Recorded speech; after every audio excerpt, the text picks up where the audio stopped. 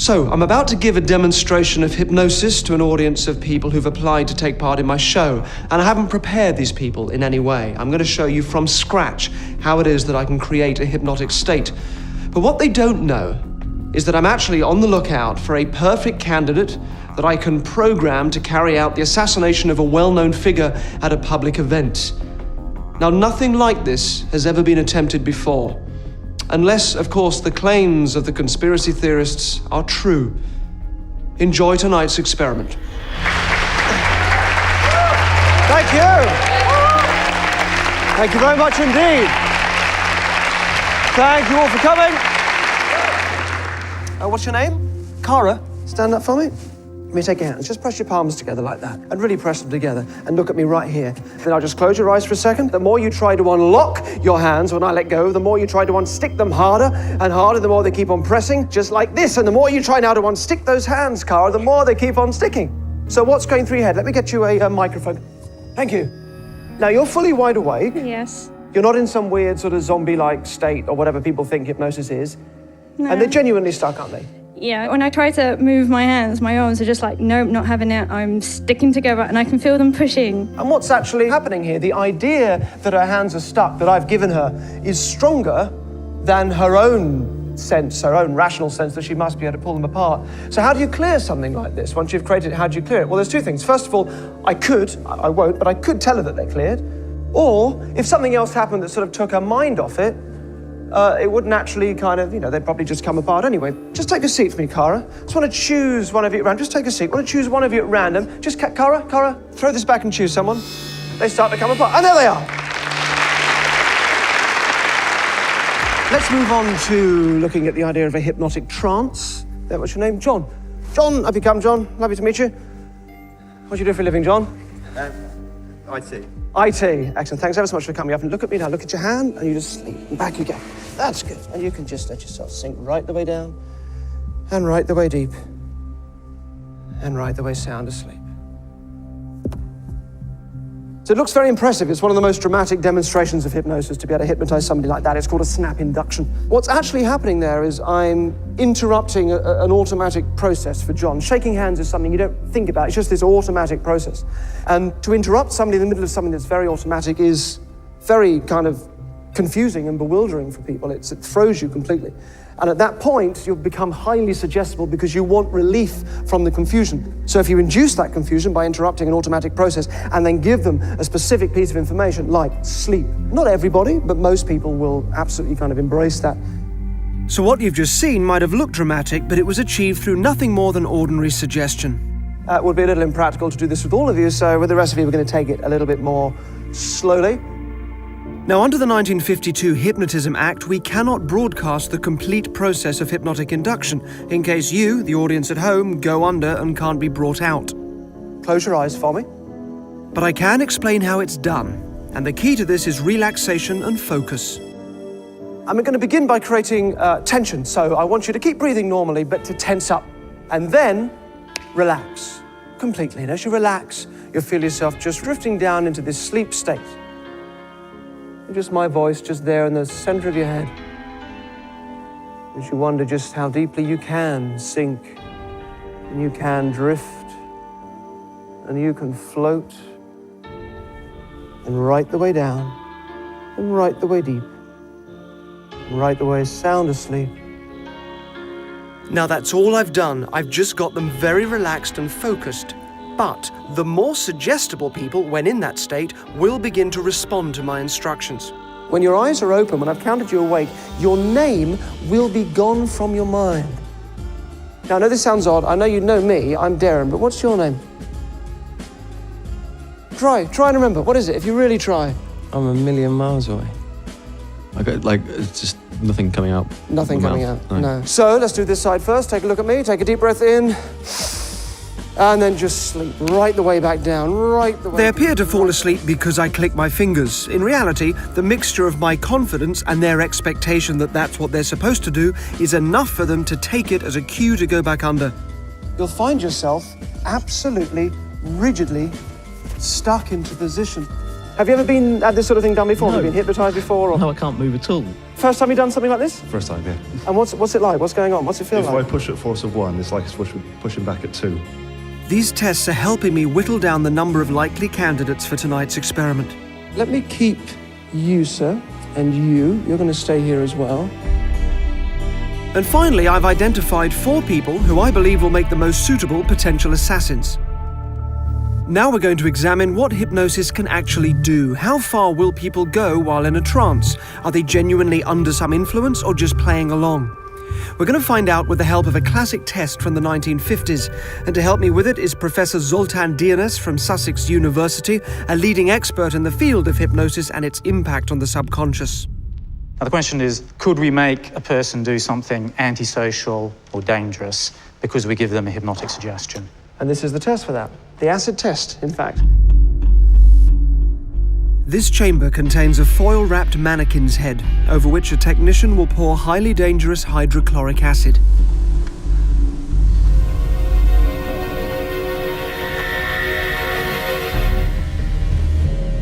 My 4 candidates are kitted out with safety gear and a beaker. I'm going to ask them to throw acid in someone's face. This exercise will show whether hypnosis can make you do things you wouldn't do if you were just playing along. If the subject is playing along, he won't throw the acid and he certainly won't carry out an assassination. Sleep. You can stand and sleep quite comfortably. Sleep. That's very good. Sleep. That's lovely. And sleep. You can stand and sleep quite comfortably. Excellent. Very good. In a little while, when you've woken up, we're going to put some hydrochloric acid in each one of those beakers. In front of you is an individual, a volunteer from the audience, we're going to call your target. And when you're awake, after a little while, you will see a blue and white polka dot handkerchief. As soon as you see the polka dot handkerchief, blue with white polka dots, you will throw your beaker of acid into the face of the target stood opposite you. If that makes sense to you, I want you to nod your head if you understand that, if it makes sense. Excellent. Good. Without the candidate's knowledge, we've switched the acid for water, and they're now awoken. Eyes open, wide awake. Thank you. Laurence, if you can please take some of the acid and give them each a dose in their beaker. Excellent. Good, excellent. So, Professor, how long have you been working in this field for? I went to Sydney in the mid-80s for my master's, and there was a master's by research. And my research was hypnosis. So that's when sorry, could you hang on just a second, excuse me.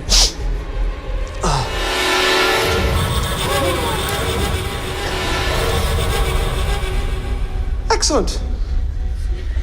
4 out of 4. All 4 commit a highly dangerous act.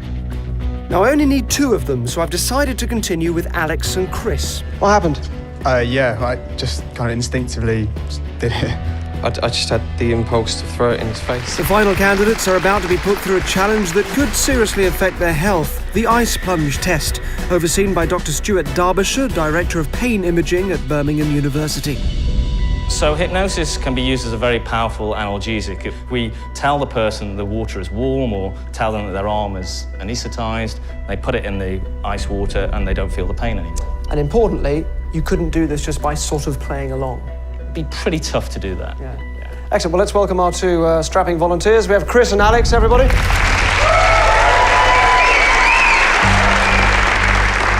With the water temperature approaching freezing levels, Alex and Chris can only keep their arms in the ice bath for just under 7 seconds.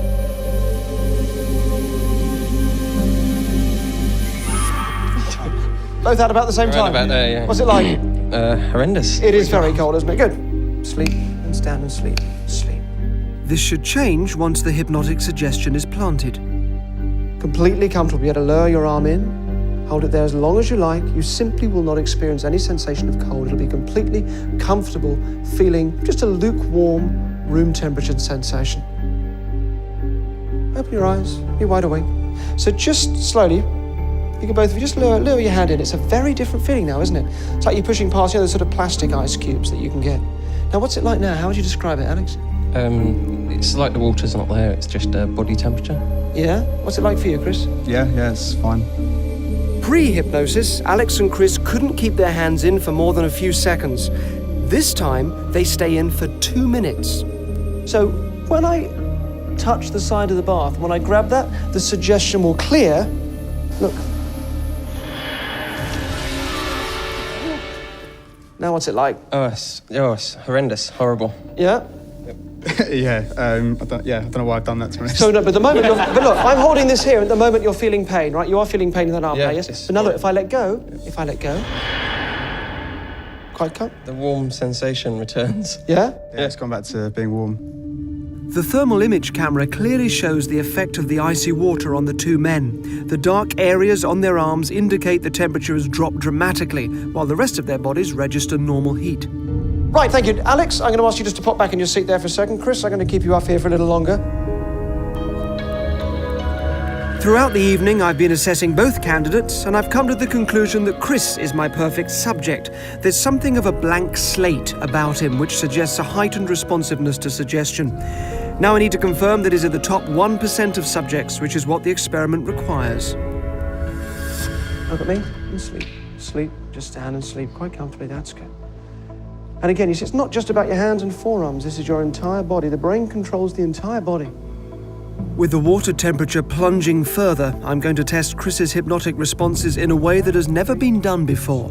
I'm going to get him to immerse his whole body in the ice bath. After only 15 minutes in water this cold, Chris's vital organs will start to shut down. After 30 minutes, he could die. But if through hypnosis Chris is able to create the false reality that the water feels warm, he won't feel the pain and will be able to stay immersed in the ice-cold water. So your heart rate at the moment is about 136 BPM. Is that normal? When he first gets in, there's a shock of getting in, and it would go spike, and then as he sat there, it would gradually slow down until he dies. Excellent. To ensure his safety, a team of paramedics is standing by. So just slowly, take all the time, just so it's nice and comfy, just pop yourself down. And control the breathing, just breathe in and out and just take your time.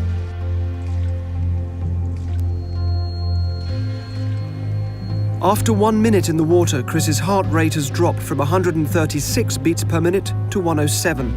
At 50 BPM, the paramedics will be forced to step in.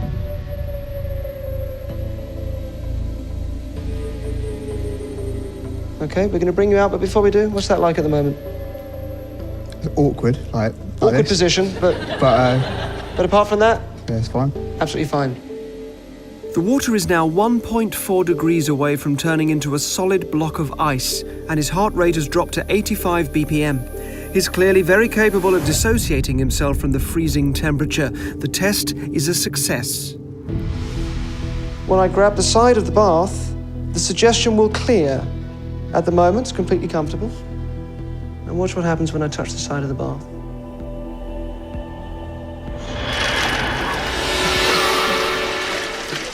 Okay, I would step out. We're going to wrap you up and get you into a special thermal tank that will just bring you back to a normal temperature. Thank you so much, Chris. I think we've probably found our best subject by far this evening. Well done. This is an experiment that hasn't been done before, Chris, so you've just made hypnotic history there. Well done. Chris, everybody, let's hear it for Chris. So it seems I found my trainee assassin, but do our experts think training a killer is even possible? We talk about the acid test just for a moment, which really interested me. It looks very dramatic. 4 people just throw acid in the face of other people, but of course this isn't quite real life in this sort of situation, is it? That's exactly right. Because this is a TV studio, part of the person will infer that this is safe. What about the kind of CIA stories of programming somebody to become an assassin and go and kill somebody in real life, not in a sort of mock-up situation, but in real life? Would you expect that to happen? No, we have good reason to think that people would not do that. These are just myths. I mean, the only way you would get somebody to do that if they're already predisposed to do that. In other words, if they quite like the idea of killing somebody, then you give them permission to do it. If there was no sign of that, just a regular guy? No, you can't get a regular guy to go and kill somebody for no reason. Fantastic. Thank you very much indeed. You're welcome. Thank you so much. Thank you both for coming along today. Excellent. Cheers. So the academics seem pretty certain that what I'm attempting here is unachievable. And it may be. It really may be. The whole point of this is to find out whether or not it's possible, so only time will tell. If this experiment is to succeed, neither Chris, a sports marketing executive, nor his family and friends can have any idea that I'm going to try and program him into becoming an assassin. As far as they're all concerned, he's simply taking part in a show that explores the limits of hypnotism. We talked to the people closest to him and slipped in some questions about violence. He's a very peace-loving person, so I can't imagine him being violent in any sort of way. I don't think Chris would do anything bad to anybody. Ultimately, I don't think he'd hurt a fly. Interestingly, this is what the younger brother of Bobby Kennedy's killer, Sirhan, says about the convicted assassin's character prior to the murder. If we were sitting here and a fly happened to venture in, Sirhan would open the door, and he'd try to make it go out again. It's just not conceivable to me that he would take a gun and actually use it against a person. In order to condition Chris to become an assassin, I'll be using brainwashing techniques allegedly employed by the CIA's MK-Ultra program in the 1960s. There are two key stages to this process: the marksman mode and spontaneous amnesia. Eyewitness accounts report that Robert Kennedy's assassin, Sirhan, was in a trance-like state during the shooting.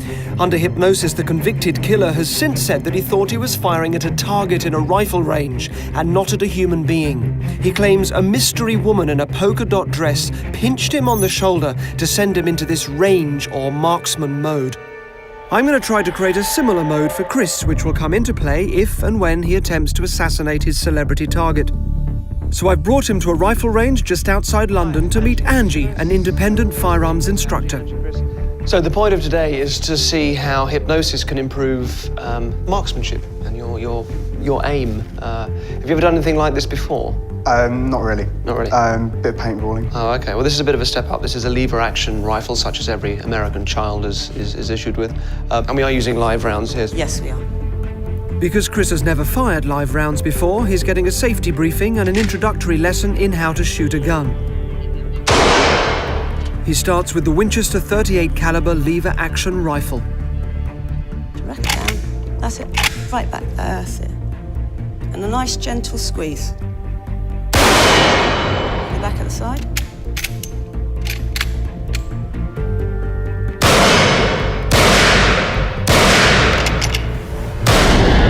Chris is slowly getting used to handling and firing the weapon, but it's a long way from the natural assassin I'm trying to create.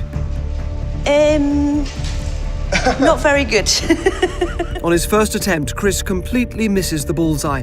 You've lifted the front sight, and it's reacted and brought the bullets higher. Okay. Chris believes we're here to improve his aim through hypnosis. Just take a deep breath in, and then just go back into that sleep. And you bring the gun up, breathe in, and then a comfortable, steady breathe out. And it's on that out breath that you squeeze the trigger. His aim may improve, but more importantly, I'll also be creating the marksman mode he needs to slip into during the assassination attempt. There's a mode that you move into, and we'll call it the marksman. It's almost like a personality within you that you move into when you bring the gun up. And your unconscious mind will allow you to do that with the focus and relaxation and concentration of that experienced marksman. Next, I'll need to implant an audio trigger that, once set off, will automatically put Chris into marksman mode. So this is the sound. It's going to lodge itself very deeply into your unconscious. So whenever you hear that sound, whenever you hear that ringtone, your mind will shift to this marksman state. And then, as you feel it take you over, as you feel everything just moving into place and everything settling, when you're ready to give yourself that final bit of focus, you bring your finger up, you can do that now, touch yourself on the forehead, and then you become the marksman. That's very good. Will my suggestions have an effect on Chris? Now, as you do this, or maybe before you pick up the gun, I want you to trigger the state, which is your right finger on your forehead, and then go into it.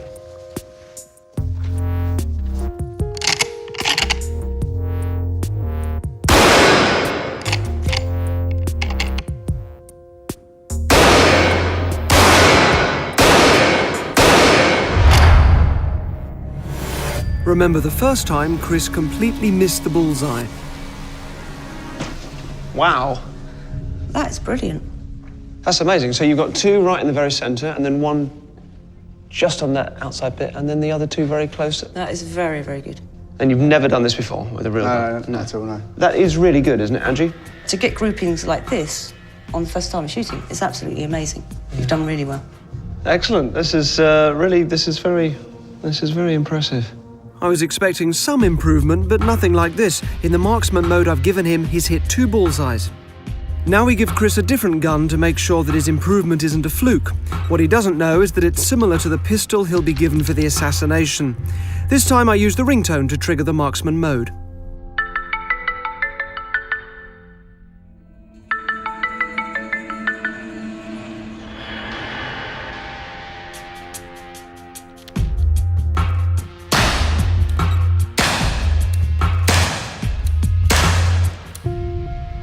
Right, so before, the most you'd ever got was 2 in the centre, and that's 4 in the centre.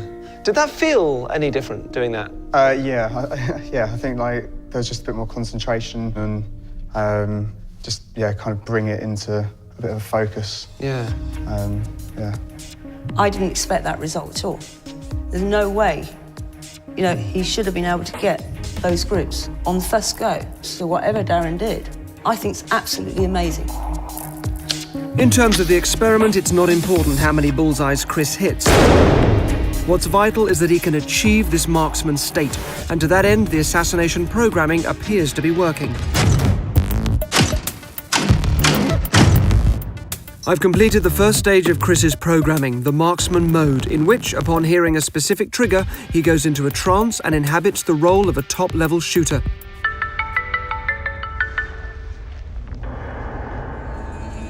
Each time he enters the marksman mode, he should believe he's back at the rifle range. I want to make sure this happens, so I brought him away from the gun range to this warehouse building to repeat the test. What was that like? Where were you? What was your experience of doing that? I found it quite easy to actually go back as if I was there at the range. Like a lot of my smells and the kind of sensation of bringing the gun up was just like actually doing it. Yeah, okay, that's fantastic. That's exactly what I wanted to hear from you. Good.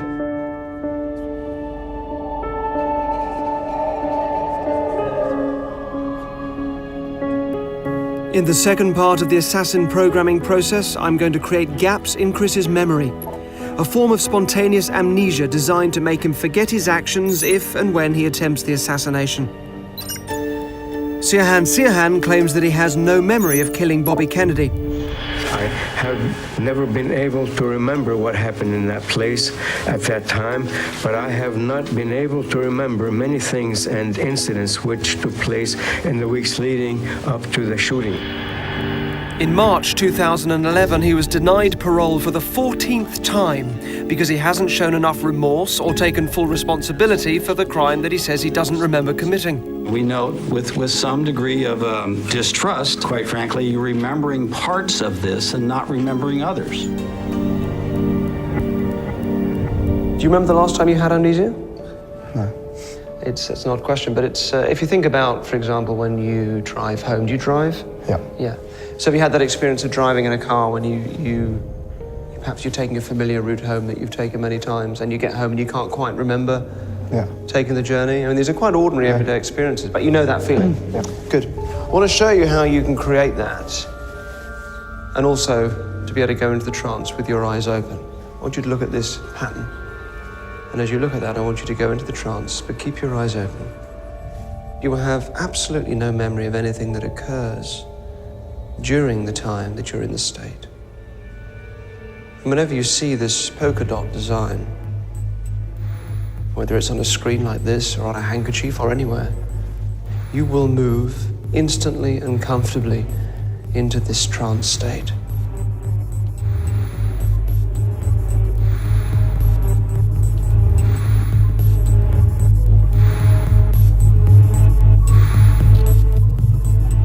And then when the design is taken away from your field of vision, you come back up and out of the sleep state, just as if you were being counted awake, with no memory of what happened in between.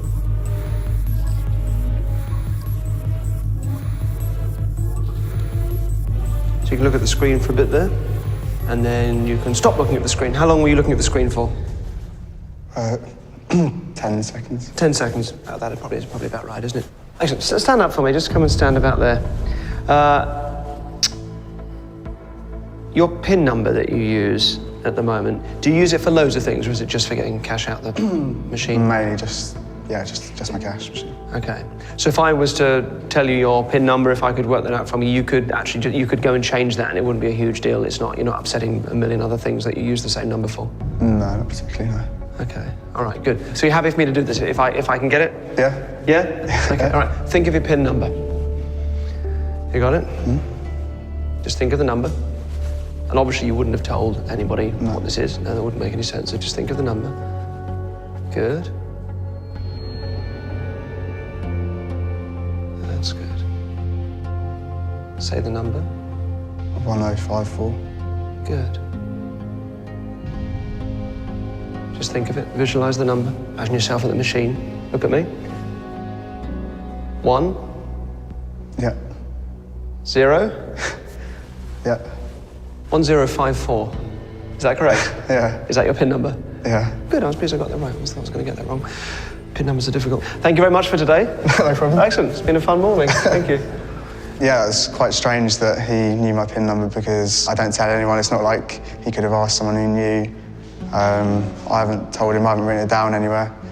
So I'm baffled, I guess. I don't know how he worked it out. Chris was doing well, so after a long afternoon, it was time to unwind and have a chat. Good shoes, by the way. You always seem to wear really good shoes. They're, it's just impressive. I like shoes, and very good shoes. Thank you. I used to be a pickpocket when I was younger. Okay. And I used to steal all sorts of things from people, and used to take people's watches. There's a way of, basically, as you sort of talk to somebody and take hold of their wrists and so on, you can remove a watch from their wrist. And ties and all sorts of other things, wallets, obviously. And the most impressive thing that I used to steal from people when I was a pickpocket, only for entertainment reasons, was people's shoes. This is how I sort of got into liking shoes, I guess. And would you just sort of, don't look at your shoes at the moment. I don't want you considering too much how obviously well they're tied up and everything, but how do you think that I could just steal your shoe from you without you realising? No, not really. I mean, I guess somehow because you're Derren Brown, but no, not really. Appreciate your faith, but it would seem impossible, wouldn't it? Because you're stood on them. A watch, you can maybe imagine I could sort of move you around a bit. But, or what if I told you that actually I'd already stolen your shoe? What? No. What's happened? Good, isn't it? Were you aware of me doing that? No, not at all. No, I don't know when that's happened. Because that was just on there a few seconds ago, wasn't it? Yeah. You've no memory of me taking that off you? You didn't feel anything? No, the last thing I can remember is when you just pointed at my shoes. Yeah. Yeah. No, it's gone. So no idea where it is? I've hidden it somewhere. No. I put it in the bread bin just there. Go on, take it out. I'm very quick. It's a kind of a speed thing. But honestly, you had no conception of me taking that off you. No, not at all. I'd put it back on. It takes a while to do the laces up. So let's back it up and see exactly what's happened there. Just sink down into that sleep state. That's very good. When you see the polka dot design and enter that trance state, you will remove one shoe. You will put it into the bread bin. I used to be a pickpocket when I was younger. Okay. And I used to steal all sorts of things from people, and used to take people's watches. There's a way of, basically, as you sort of talk to somebody and take hold of their wrists and so on, you can remove a watch from their wrist. And ties and all sorts of other things, wallets, obviously. And the most impressive thing that I used to steal from people when I was a pickpocket, only for entertainment reasons, was people's shoes. Chris is reacting perfectly to the trigger and appears capable of the amnesia required to make this experiment a success. Now that I've taken Chris through the key processes required to brainwash him into attempting a public assassination, I need a dry run to see if the experiment will work at all in real life. I'm taking Chris out to dinner, but he'll have no idea he's being filmed by cameras hidden throughout the restaurant. So what's the most sort of outrageous thing you have done? The bungee jump was the most petrifying by a long way. I've done 2 now, but you're walking under a bridge. I hung up like just a metal grid on the bridge, underneath the bridge. Sorry. So that was much worse than the actual process of jumping. It was quite strange. Everyone else here knows that something may happen and not to react if it does. I was looking to be a skydiver at one point. Yeah, we all were, weren't we? Yeah, of course, yeah. Thank you very much. Cheers. Chris, have a look at the wine list.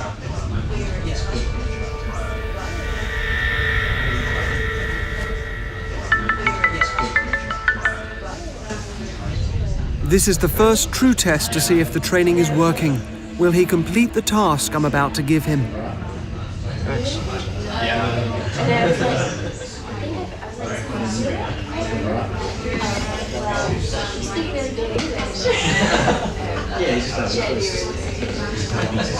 You need to open that so you can take the gun out.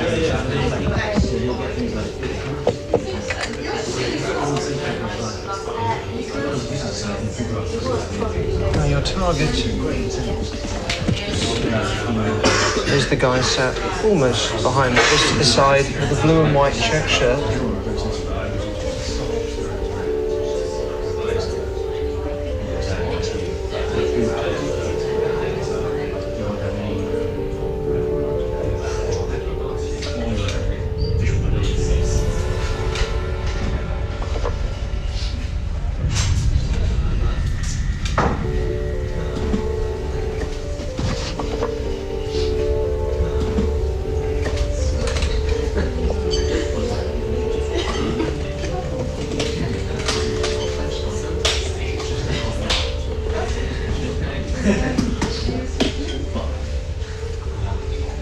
You can wake up whenever you're ready.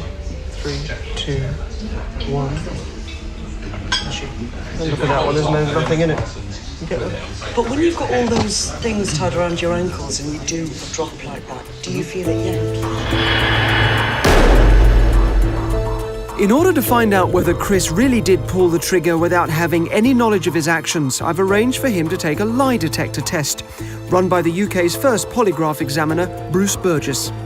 What I want to test today is to see at what level that hypnosis is working at. It's important to me that it is genuinely really happening, and that when he can't remember, he really can't remember. Right. So this is to see whether this can essentially beat a polygraph. Well, if he genuinely doesn't believe that he did it and he doesn't remember he did it, then he will come out truthful. Exactly. No question of that. If Chris lies, there will be a peak in his heart rate, his breathing will quicken, and he'll produce more sweat. These are unconscious reactions, there's no way to mask them. In order to have a baseline, the examiner will first ask a series of questions Chris has no reason to lie in response to. Is your first name Chris? Yes. When you last went shopping, did you smell custard pie in someone's face? No. Between the ages of 16 and 20, do you remember deliberately when the issues we are discussing, do you intend to answer? Did you set up a stink bomb in the library? The other day when you were in a restaurant, did you shoot someone with a water pistol? No. So you had a chance to interview Chris. What's your conclusion? Genuinely, I do not believe that he knows that he squirted that water pistol. I don't think he had any recollection of that at all. So if this were a case, your advice would be at this point that no, he didn't shoot a water pistol at somebody in a restaurant? That's correct. He was truthful. Writer, actor and broadcaster Stephen Fry is en route to a London venue where he'll be giving a talk to a packed house of fans. I'll see you later on. Thanks very much. Two things need to be in place for this experiment to genuinely answer our question. First of all, Chris has to believe that the gun that he has in his possession is a real gun and loaded with live bullets. And secondly, he cannot know that he's being filmed. As far as Chris is concerned, this has to be a real-life situation. We've told Chris we need to film with him and Stephen Fry later tonight after Stephen's talk, and we've suggested that he might as well stay and hear the talk as well. He doesn't know we're filming. I am going to have to head back to the office now, which is really annoying. But is it all right if I give you something to give Derren after Stephen does his talk, and when you meet him after that? Is that all right? Okay. A member of my team takes Chris into an empty dressing room prior to the show. Okay. This is really important for you to know. Yeah. This gun is loaded with 3 bullets. So don't touch it. Yeah. Keep it with you until you see Derren and Stephen after Stephen's finished his talk. Okay. The thing is to know you have it, but whatever you do, don't lose it. Meanwhile, his celebrity target Stephen Fry prepares to go on stage. Special effects experts insert fake blood packs into his jacket in case Chris does pull the trigger during his performance. A few minutes before Stephen's talk begins, Chris takes a seat in the auditorium, unaware that hidden cameras are filming his every movement. The people surrounding him, who include security guards and firearms experts, know about the experiment. But the rest of the audience is here just to see Stephen Fry and has absolutely no idea of what could happen. After 17 minutes, he'll get his first trigger. What happens afterwards will determine whether this experiment succeeds or fails. Thank you all. Good luck, everybody. So, ladies and gentlemen, please give a massive warm welcome, Mr. Stephen Fry. Thank you. Oh, thank you. How very kind. Thank you. Oh, my goodness.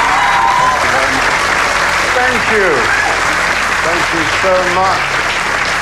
You're very, very sweet. Thank you for coming. It's incredibly kind of you to come to this this little event. I wanted to talk about an enthusiasm that has consumed me without me knowing it almost all my life. You'll understand why I say almost when I tell you about it. What I'm obviously thinking of is language. A few evolutionary things were necessary for mankind to speak language, but once we had language, then everything else followed. It is absolutely the spring of all we are. In our culture, we keep certain words in a special place in our brain. But I remember going to the Turkana people in northern Kenya. Kenya alone has 69 languages. And the Turkana people speak one which is related to only one of the other 69, the Nilo-Hamitic language. It's a beautiful language, it's rich, it's like English, it's full of, oh, there's always one, isn't there? God bless her. Thank you, well done. Amazing ideas, brilliant concepts, but it's been swamped. It's been swamped by Swahili. That's the problem, you see. These other languages like Swahili are swamping Africa, just as English is swamping Europe and the world and the internet, and Mandarin Chinese is swamping the Orient. No one really understands how to save a language or whether a language is worth saving. France, for example, has the language of Oxford. Is Stephen Fry. And the French have absolutely no interest, the rest of France, in saving it. Indeed, I went to visit the Académie Française, which I'm sure you've heard of, which is a very extraordinary institution.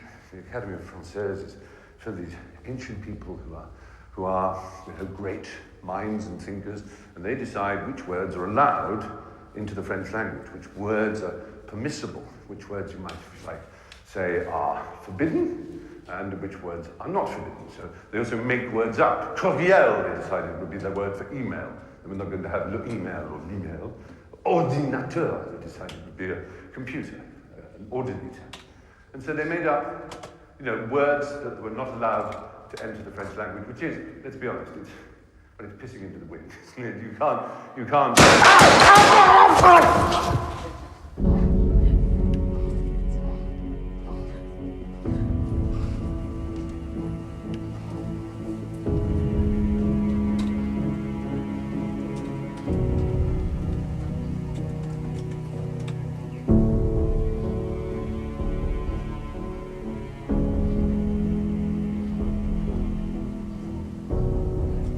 One second. Stephen, happy get? Oh, good. Well done. Phew. Here we are. Oh. You're going to change your jacket. Thank you.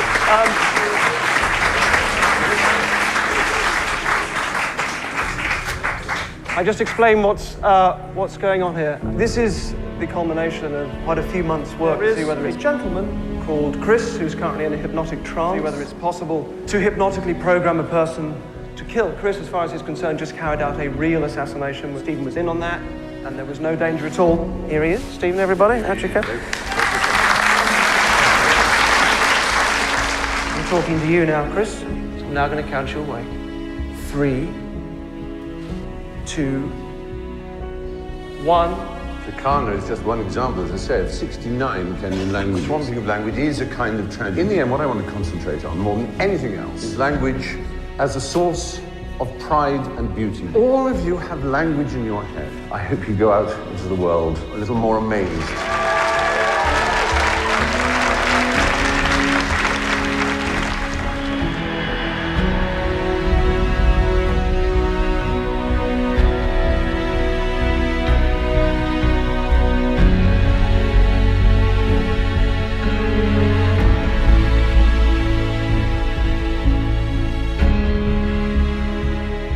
Anything strange happened during the talk? No. I'm going to show you some footage of something that did happen. We actually had a camera on you. I know we didn't let you know that we were filming, which was important. Do you remember that woman in the polka dot dress? No. Don't remember her turning around talking to you? No.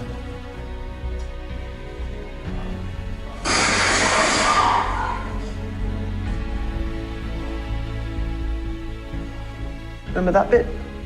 No. Yes, at the moment you will have no memory of this at all, but you just assassinated a national treasure. Yeah, you shot me. Okay, so look, you know when you have a dream and you have no memory of it, and then somebody says something that just kind of triggers it, and then bit by bit it just starts to come back. And if you do think about it now, just start to think back for me. It's just like a mental block that you have there at the moment. And you can just start to let that go, and you can start to let it... What's coming back to you? I remember the polka dot woman coming in there. And yeah, just kind of picking the gun up from the side like I was told. Where did you think you were? Nowhere, but if anywhere, it was closest to the range, because I could visualise the lights going down and the target, and picking it up felt like I was picking it off that bench. Did you feel anything when you were aiming a loaded gun at Stephen? Not really. No. Just felt like the outline of the target. Wow.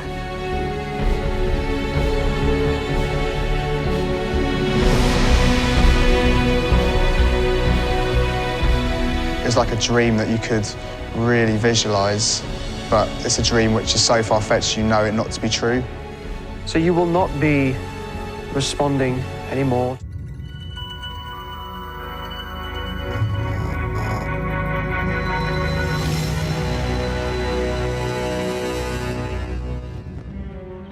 Tonight's experiment is about how easily we can be manipulated. Can an innocent person be persuaded to confess to a murder that he hasn't committed?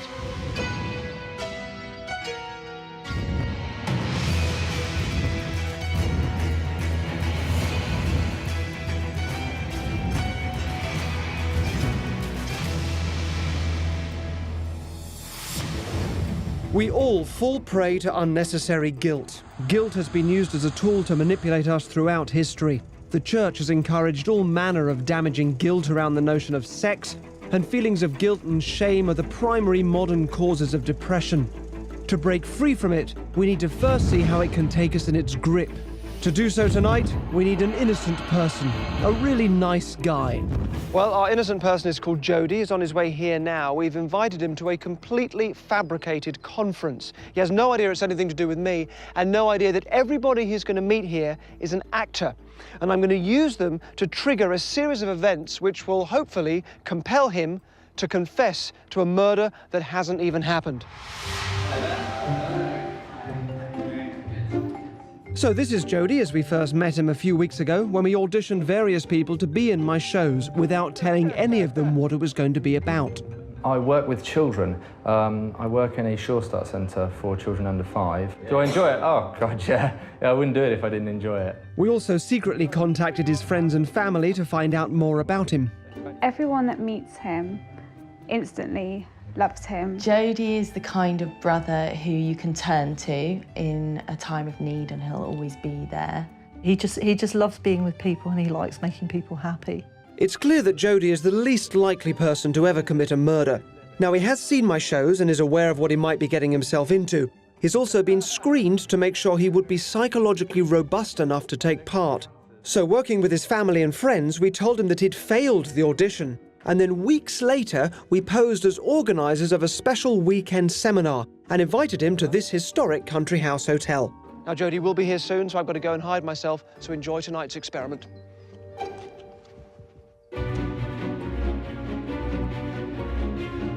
Over the next few days, this house will host Student Futures, a seminar about getting students successfully into the workplace. We've invited Jody to give a talk on life as a recent graduate, and so far, he believes every word. During his stay, he'll be filmed by 21 covert cameras and one crew on the ground that Jody will be told is filming a promotional video of the event. Go to a tighter shot as we can on the group around the sofa.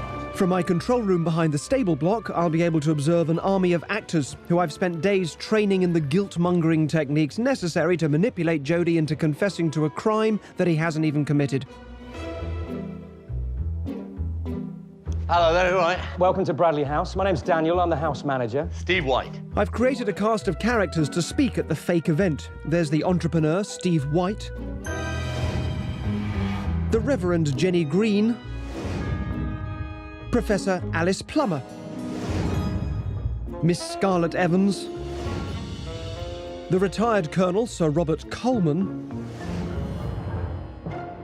and not forgetting our future murder victim, Dr. Patrick Black.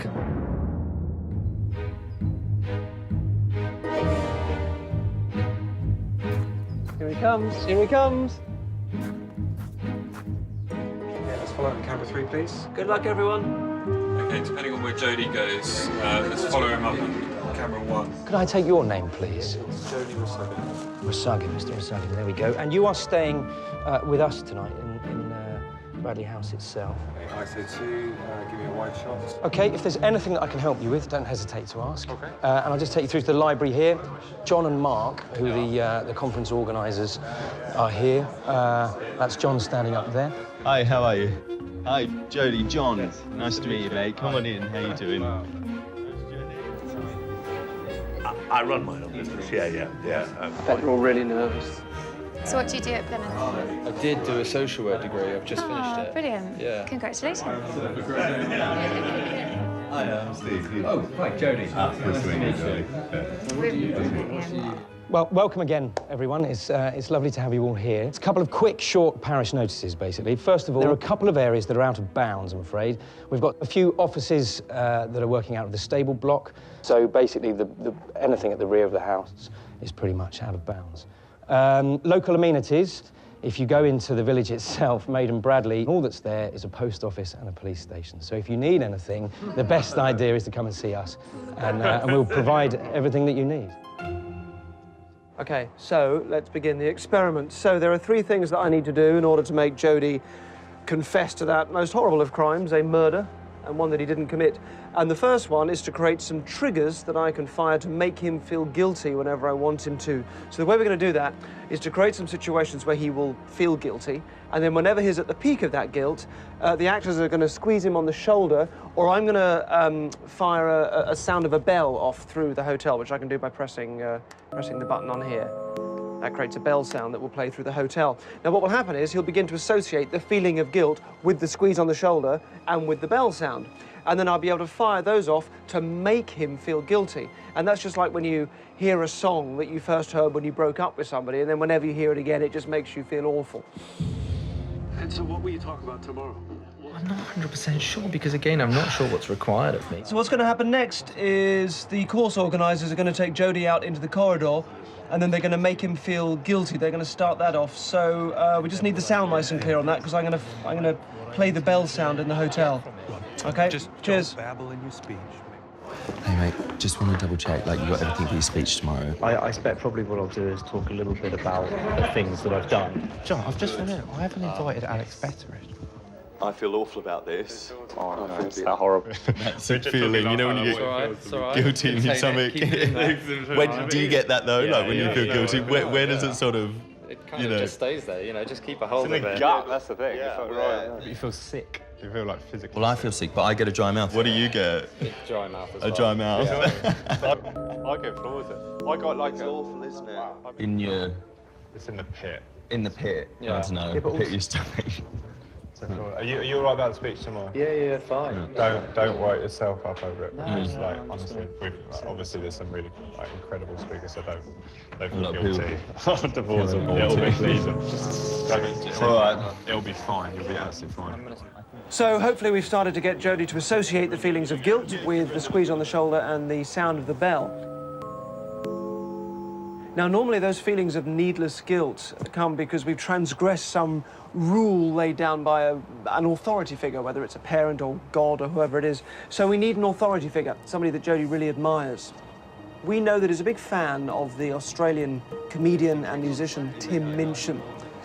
So Tim is here to provide some entertainment at the conference, but to also play a major part in Jodie's conditioning. I'm happy for me to go as far as I want. What I'm not doing is saying, no, there was nothing. I was like, I miss her. Jodie has no knowledge that his hero is coming tonight. Nice to see you, Oh, man. Jack. You're all right. Yeah, You're yeah, Jack. yeah, Charlie. How's it going? to see you. Yeah, good. Good. So glad you made it. Hi. Sorry. Hi. Oh, this is Tim, Hi, this is Jodie, and Ellie. Do you know what the most surreal thing is? That I've actually got a DVD of yours in my your my bag? suitcase. In your suitcase? No. That's a little bit. That's a little bit surreal. Yeah. Okay, so the plan tonight is to make Jodie feel that he has really offended somebody that he massively admires. And that will create a very powerful feeling of guilt and further embed those guilt triggers.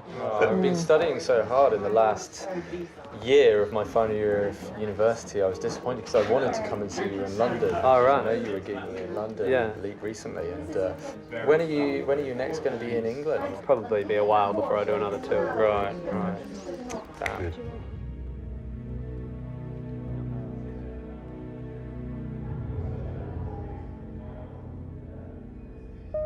Okay, so although Jodie's done nothing wrong, the actors are now going to make him feel really guilty. I think he just upset him. Oh my God, he did look a bit upset. His face changed a bit. It's like, it's, What yeah. did I say? It sounded very much like you said, don't be a And that's when his face changed and he walked off, didn't he? It did. It really did. I mean, I know you might use that sort of language at home, but I would never use that language I at all. would find that really quite offensive. No, I mean, I would as well. I'm sure you called him a I'm sure. I didn't even mean to say that. I didn't say it. I didn't even know what I was saying. You might have said must have hunt said- or I don't know why you'd say hunt, but it might have been. I thought it was just... You were feeling bad? I feel terrible. He did. I'll be 2 minutes. Are they okay? Did the gentleman with the longer hair... Oh, you mean Mr. Minchin? Yes. Yeah, I think he's just popped out for a few minutes. Just popped outside? I think so. I'm not sure. Yeah, I'm not sure which way. Is he going off the phone too? Don't go out. Don't go outside. Nick, he's left. We don't want him coming round here. Nick, get him back inside the house. He might head round to where we are. Guys, keep an eye on those cameras. See if he's coming around the front. Well, he might not want to come down. I feel I might have offended him. You right, mate? Yeah, we were just having a conversation with Tim, and we were talking, and I thought it was all casual and pleasant, and then suddenly he walked off, and the Reverend said that it sounded like I said to him that he was a and I would never say that to him. Next, Holly, his girlfriend, is going to give him a call, and we'll be able to find out now how he's really feeling. Holly is in on this, by the way. How are you? How's it going? Okay. A little bit weird. There's kind of good things and bad things. We've got some comedy. Any good? It's Tim Minchin. He just kind of appeared out of nowhere, and I was like, oh my God. I can't believe I've been speaking to him all night, and then Tim just kind of wandered off. He just walked off. What did I say? And they said, well, it sounded like you called him a What? And I was like, I said, what? I would never say such a thing. That's probably just a big misunderstanding and it'll blow over. Well, it is. It is. That's the point. It is a big misunderstanding. Whatever I said, I never meant to say anything offensive. I hope you enjoy the rest of your evening. I certainly can't go any worse. Poor old Jodie, and he has no idea just how much worse his weekend is going to get. So, with phase 1 now complete, we can make Jodie feel guilty whenever we want him to with our triggers. And the second phase is now to make him doubt his own memory, so that later on he can be confused as to whether or not he might have done something to feel guilty about. And the way we're going to do it is by creating a series of inexplicable changes around him, beginning with Dr. Black's red tie. So don't underestimate the power of networking. So, Dr. Black will start talking about networking and then start handing out application forms. Then you're looking at a situation where 50 people in that group become 500 contacts. So he's handing out the application forms. Excuse me, camera 14. His tie is going to change colour as he does this, so we'll need to be on that. I started going to this guy's meetings, started listening to what he had to say about employing younger college graduates, trying to understand exactly what he was looking for. Now, give me your attention for just 1 second. One of the issues with effective listening, I think, is that we believe the literate more than the oral. If it's written down, we seem to think that it's more important. And I'm telling you that The point is you don't notice, but it's just to make him so I think if any of you suddenly start to question his capacity to remember things properly. Thank you so much for your warm welcome. I'm not sure it's deserved yet, but I'm Alice Plummer, and I am a professor of theatre in the University of Glasgow. He's seen that this is what Alice is wearing today. She's been wearing this at breakfast and everything as well. All day, yeah. So he's had plenty of time to absorb that that's what she's wearing. Yeah. Interview techniques. We've got preparation. Here we go. Are we on it? Can we be on it? Prepare to fail. You know that. That's the key. Appearance. Is what I'm wearing presenting me well? Relaxation. They want you to be the one. Meet them with confidence. It's the one thing that students don't do. They go into that interview and they don't smile. These are the tools to show us all of our learning off in a nice package. There's no point in going in and not being able to communicate your education. I think they're doing brilliant work, and I'm absolutely honoured to be here. Thank you.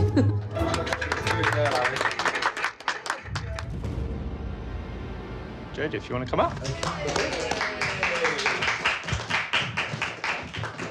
Okay. Thank you very much, ladies and gentlemen. Okay. See you on the screen. While Jodie's giving his talk, I'm going to sneak into the house and mess around with one of the rooms he's become most familiar with. So I was going to continue. As a student or as a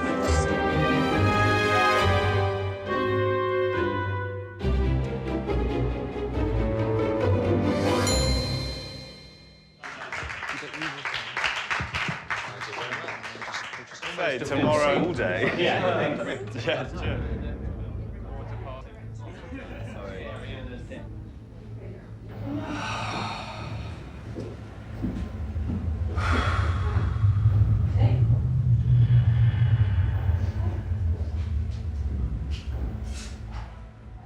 So most of the changes have been quite subtle up to this point, but we're going to see how he reacts to something that happens right under his nose.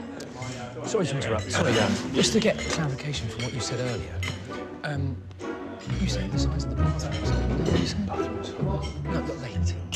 Okay. No, sorry. Wait 1 second. Sorry. If make sure that this is said transported. So you don't have to worry about any of that, and obviously all the files and this, that, and that. Okay. Great. So sorry again.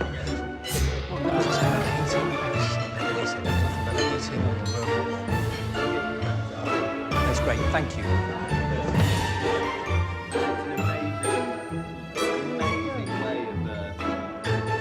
But it's about having it set up as you go.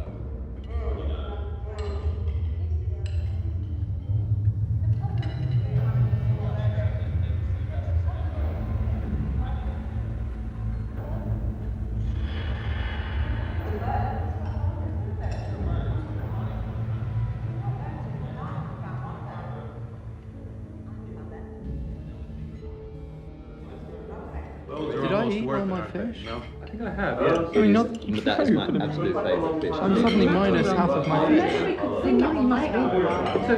John Dory is sort of a bit of a game. I don't remember eating all of it. It's just gone. I've had it in. No. It's fine. Yeah. Maybe it's just I must have eaten it. I must have eaten it all. I just didn't. I just thought I had a bit left. Okay, so we now need a dry run for the murder itself, just to make sure that everything's working. So Dan, the house manager, is going to come in and say that the Duchess's priceless pearl necklace has been stolen. And Jack's going to say that he saw Jodie with it earlier on, which of course isn't true. And it's to see now whether a combination of Jodie doubting his own memory to the extent that he might question whether or not he could have had it, and the guilt that I'm going to trigger by setting off the bell sound will be enough to make Jodie believe that he could have actually stolen it and then go and confess to it. Amen. Ladies and gentlemen, I'm sorry to interrupt, but an item of jewellery has gone missing. It's a pearl necklace. Normally it's kept in a display cabinet behind locked doors, but for some reason that particular cabinet has been unlocked for the last few days. So if anybody has found anything... Jodie, was that the one you had last night? In the class? You were just holding it by the window in the drawing room. You were definitely holding it. I'm not saying you did it, but you were holding it last night. You know, three sets of pearls and it had a kind of clasp on it. If you do see it, then please come and find me. I'll probably be around the desk. John to send Jodie up to this room to get the shirt. I'll grab my shirt. I'm gonna go. Yeah, that's right, mate. Here he goes.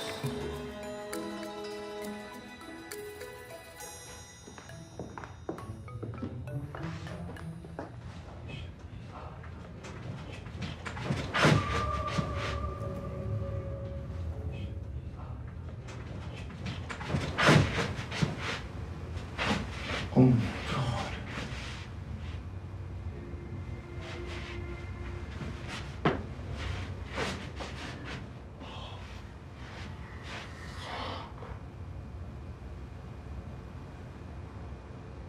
Guilt, anger is triggered.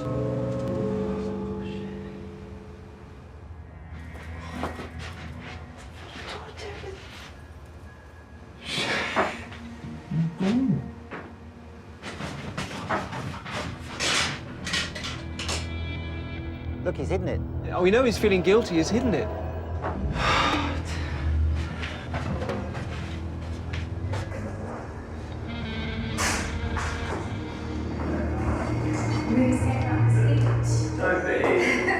You'll be absolutely fine. Get back. If you're fighting, you have to do. He's given the shirt to John. That's who he was getting it from.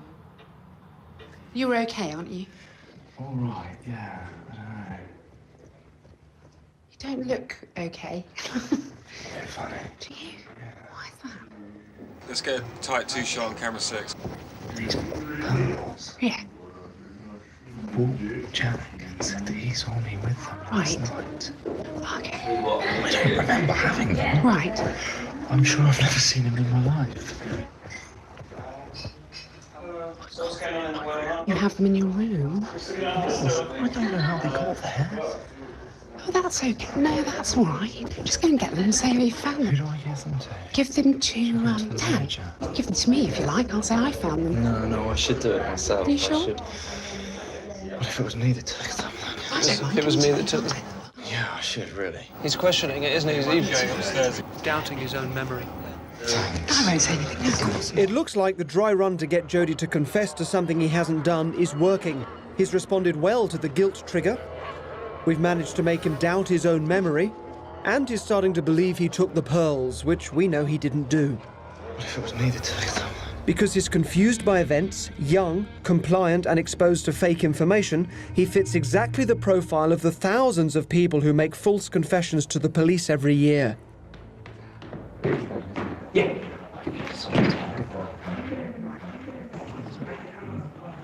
Oh, thank God. Thank God. Oh, no, don't worry. It's absolutely terrible. Got them back. That's absolutely fine. We'll just say that we found them. Don't worry. Thank you so much. Go and walk out and stay on camera 1 on Jodie. That's great. I am going to go through and see them.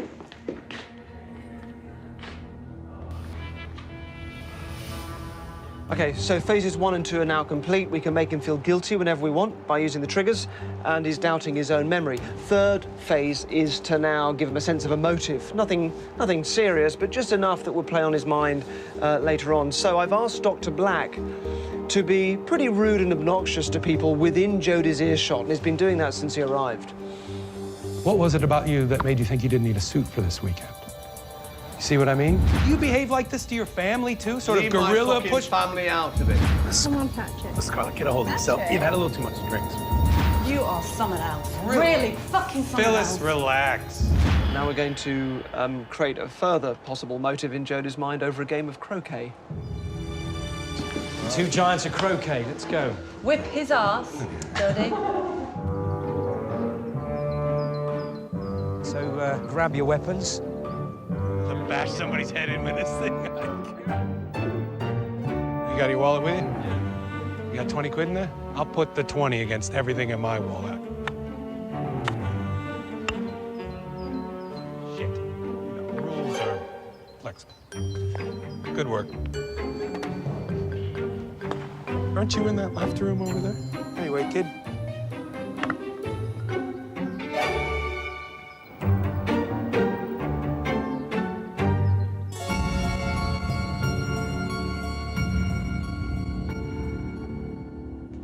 Cheating at that, don't you? He was kicking it when you were looking. But I was looking at him and he was... I didn't even say. Apparently, Patrick was cheating.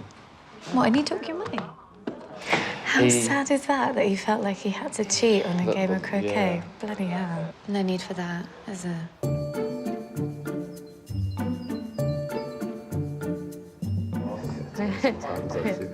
Oh, you're a star. Thank you very much.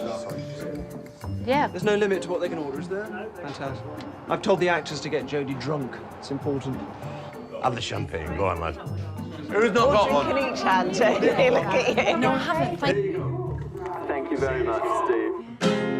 I was 5 and he was 6. We rode on horses made of sticks. You were black and I were white. You would always win the fight. Bang, bang. He shot me down. Bang, bang. I hit the ground. Bang, bang. That awful sound. Bang, bang. My baby shot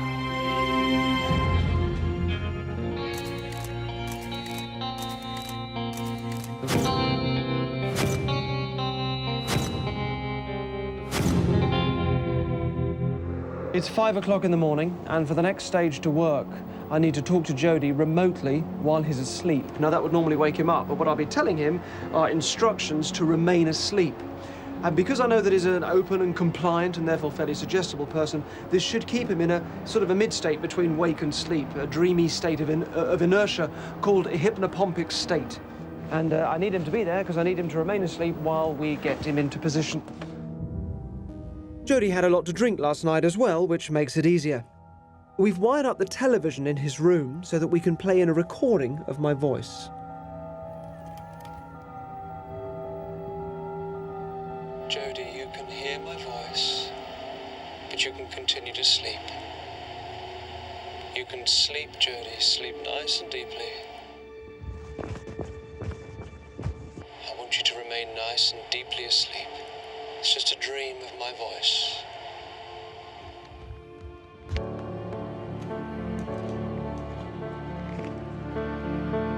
You will remain asleep.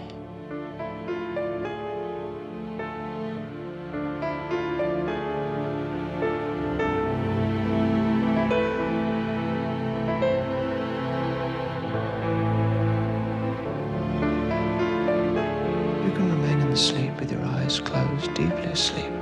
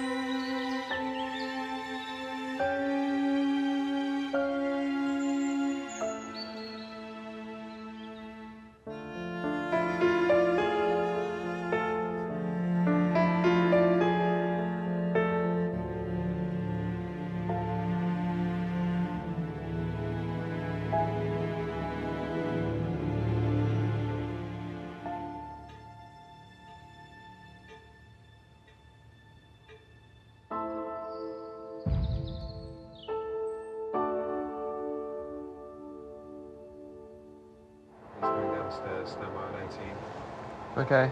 Yep, he's coming down. This is where we want him to start doubting his own memory as to what happened early this morning. To 18, see please, as he comes down. Here he comes. Thank you. Into breakfast. Brilliant. No problem. Here he is. Jodie, come down here. How you doing, lad? What was going on? A little late. You slammed your door at like 5 in the morning. Woke Ellie and I up. I'm not kidding. You were in your dressing gown. I poked my head out because it was really loud. I was like, "Are you all right?" And you were like, "Yeah, I'm fine." And you were stood at the front in a dressing gown, and I thought, I'm going back to bed. It's 5 a.m. Jodie, what were you doing? You don't remember? Maybe you were... I was outside. I know that. You know you were outside? When I've drunk champagne before, I do have a tendency to forget. Yeah, he's starting to buy it, isn't he? That's good. Did you see Patrick? Because he goes for walks, doesn't he? Have you seen Patrick? No. He'll be about. No, he gets up early.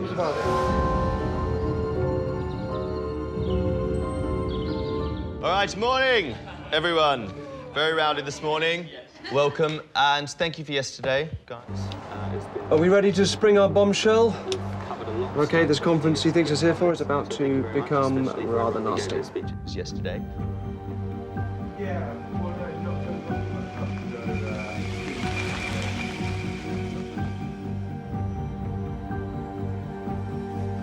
I just wanted to sort of go to finish with kind of where I was.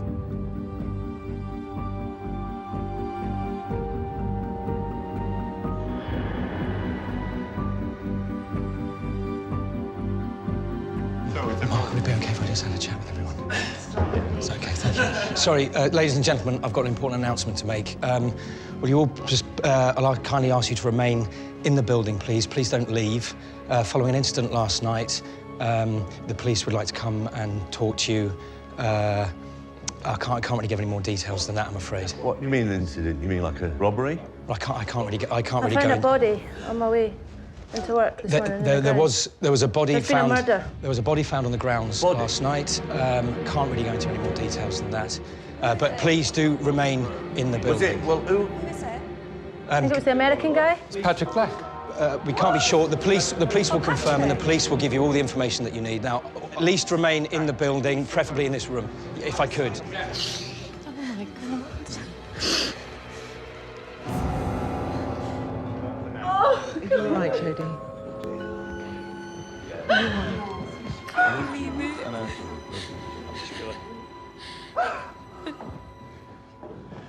Good morning, ladies and gentlemen. I'm Detective Inspector Palmer. This is my colleague, DS Sykes. As you appreciate, I understand you've just been told the news that there has been a death overnight here, and we have to be treating this as suspicious. We need to speak to everyone, and we will be speaking to you individually. We will have a duty solicitor present, just in case you want to speak to them. All the conditioning stages of the plan are coming together. You can see the guilt and the memory doubt and the motive all surfacing in his mind. But I want to see what the actors think. So while they're going for their interviews, I'm going to go and talk to them because he's looking quite stressed. Mr. Stephen White, please.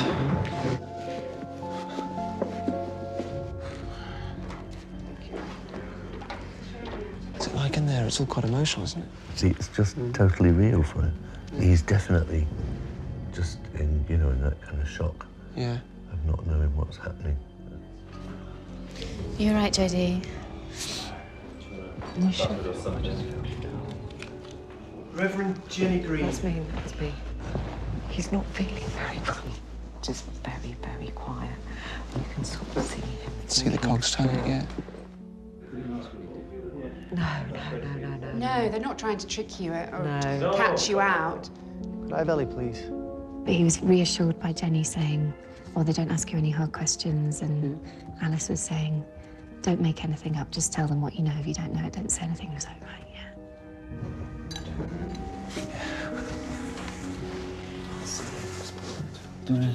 No, we got here at like 5 or something. I didn't see him at That's all right. Jody just sort of suddenly lost all his colour. You all right, man? Could I have Jody, please? Jody? Oh. Come through. All right, Eddie. How's he doing? He's really beginning to put the jigsaw pieces together from last night. Yeah. Let's see how he gets on with the detectives. Come on through. Put yourself in. Hello, Mr. Russell, is it? This is Mr. Barron, who's the duty solicitor. If you'd like to just take a seat. Are you okay? Yeah. Okay. Well, all we're trying to do is to find out exactly what happened to poor Mr. Black. How did you actually get on with Dr. Black? We were okay. Yeah. Sometimes he could be quite blunt. Sometimes he was a bit rude. Right. Do you drink a great deal? Are you Not usually. No. No. What about last night? Did you? You know, I had a few drinks last night and the night before. Yeah. And how did you sleep last night then? Was that okay? Last night I slept the best I've ever slept in my life. I think, Really? He's not mentioning it. Yeah, I was out like a light, Yeah. and they had to knock on my door in the morning. Wow. To say breakfast was being served. But yet people say they saw you walking around the house. What was that all about? I honestly don't know. Do you suffer with memory loss normally? Sometimes when I've drunk champagne in the past, Yes. I have had some memory loss. Okay, so let's perhaps put our cards on the table here. What happened this morning? Where did you wake up? I woke up outside. And yet you said just now that they had to knock on your door for breakfast at 9 o'clock. And Well, now- yeah, well, I went back to bed. Right. And you woke up outside, but how did you get there? Do you know?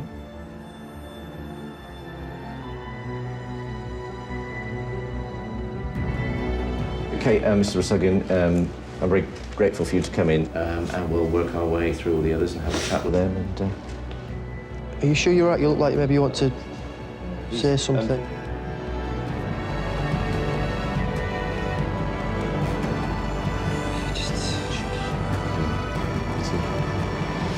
That's all right. All right, Jody. That's all right. Okay. All right. Thank you. Thanks a lot. I'll walk back through with you. Yeah. Thank you very much. All right.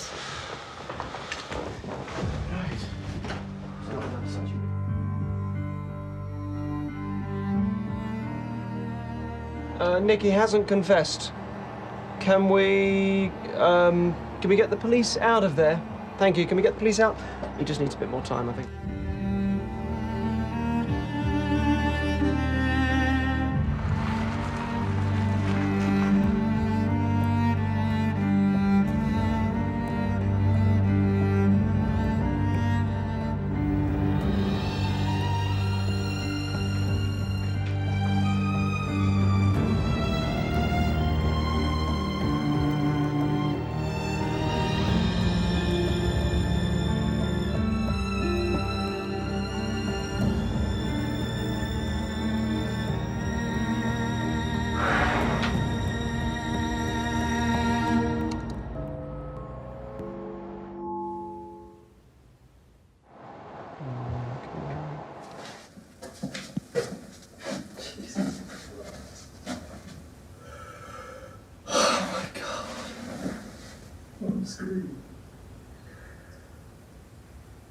Jesus Christ.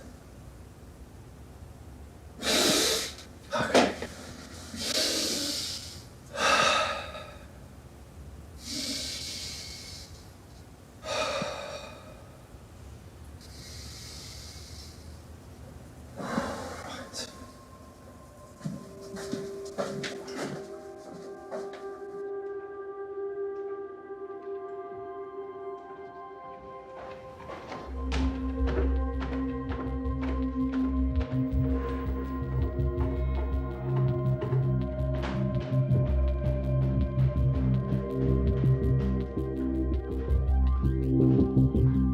He's going to leave. He's going to leave. Going outside. That's fine. He's leaving the front door. No cameras outside? Can we see through a window? Yeah, basically get the window shot. Can we go through a window, please? Nick, we can't see him and it's gone. He's running down the path towards the entrance of the gate. He's running off sides.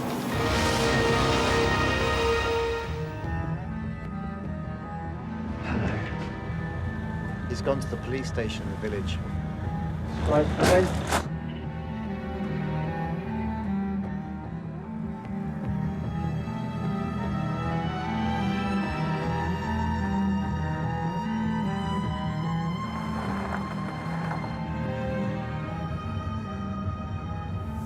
So what's been happening? A friend of ours was I believe, was killed. I woke up in the middle of the grounds in the garden. I don't know why or how I got there, but Okay. it's kind of coming together and... The police station is just up here, right? So, what makes you think you've been involved? There's a 2-hour gap between 5 and 7 o'clock where I was either asleep or Is that something you might know do? whether I was conscious or not. We've obviously been aware of what's been going on up at the house, and we had these come off the printer a short while ago, and this is where this is how it's been played out. And I don't know if these jog your memory at all. This is how the doctor was found, the blood splatters on the walls.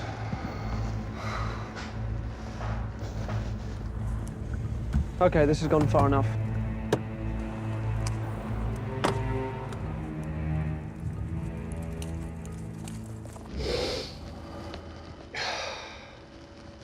Do you think you might have done something? I think I might. I think I killed him. Okay, all right. This is obviously quite a serious situation now, and before we go any further, I need to go make a couple of phone calls, all right? And then we can take on from there, all right?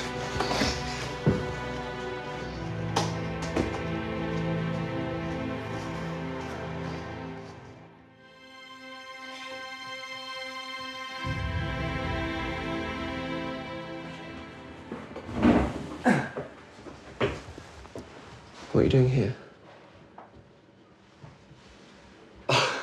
I'm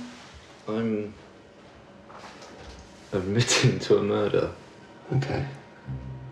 How are you feeling at the moment? What's... Confused a bit. I met you a while back. You applied to be on one of my TV shows. Yes. Yeah. You didn't kill Dr. Black. You didn't kill Dr. Black because he isn't dead. And he isn't dead because there was no murder. And there was no murder because the whole thing was staged. It was acted. It was an experiment about how we can be manipulated by guilt and whether you would confess, whether you would hand yourself in for murder that you didn't commit. Everybody in that house was an actor.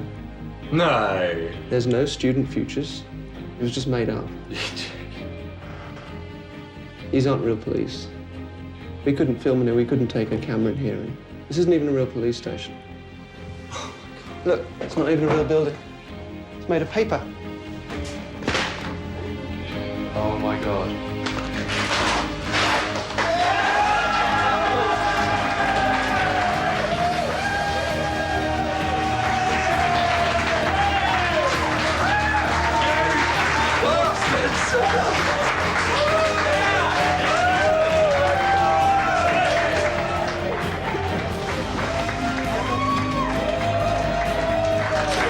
How lovely to see you. I'm really cold. One of the reasons why I chose you for this, because you're basically the nicest guy in the world, and all these guys have just fallen in love with you, and that's why you'd be the last person to ever do anything like this, which is why I wanted to use you. Thanks. Would you like a drink? Not champagne. Got your camera up there. I convinced myself that I'd done it, and I thought, I just can't believe that I've done something like this. What have I done? I've actually killed somebody. Wow. I remembered the hotel manager had said there's only a police station and I think a post office. down the road. So I walked down the road and put myself in. How are you feeling now at the moment? What's kind of... I'm relieved I didn't kill anybody.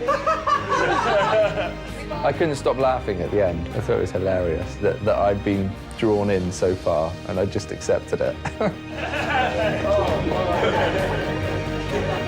Tim Minchin obviously in on it too. He was in on it as well. Yeah, and he was going to cancel everything so that he could be here today, but he couldn't. He just ended up not being able to cancel it, but sends his love. I've learnt that I can be easily led, certainly if there's a big enough group of people. Do you forgive us for putting you through it? Absolutely, I forgive you. It was just such a great experience, you know. It was wonderful, magnificent.